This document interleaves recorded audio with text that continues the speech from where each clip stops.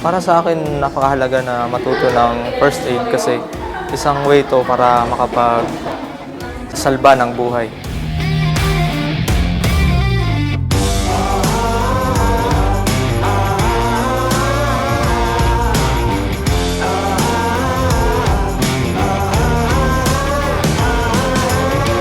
Oo naman, confident ako dun sa nalalaman ko dahil sobra yung grabe yung skills na natutunan ko from yung mga non-medical emergency, yung mga sakit ba na madali lang bigyan ng paunang lunas, tsaka yung mga tipong practical na pagbibigay ng CPR, yung kapag merong sugat, kung paano ba gagamutin, lalo ng mga external or internal bleeding.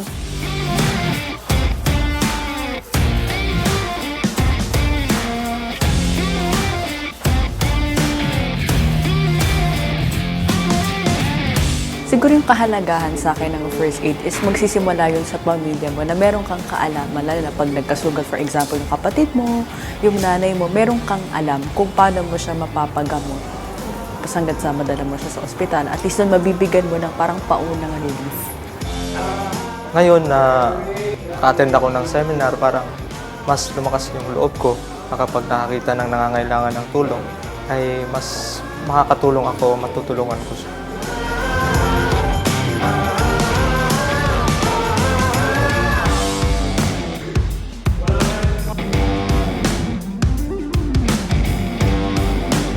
Dati, nung hindi ko pa alam yung pagkakandak ng first aid, parang takot ako na tumulong or hindi ko alam kung ano ang dapat kong gawin bilang isang bystander sa isang sitwasyon na gano'n. Kaya nagpapasalamat ako sa Diyos dahil nabigyan kami ng pagkakataon na maka-attend sa ganitong klase na seminar.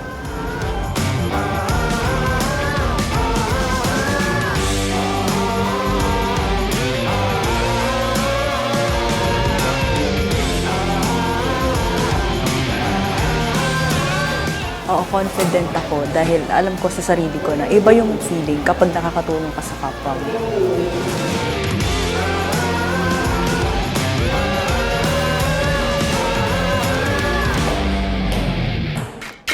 To learn more about first aid, emergency preparedness, and disaster awareness, don't forget to click the subscribe button.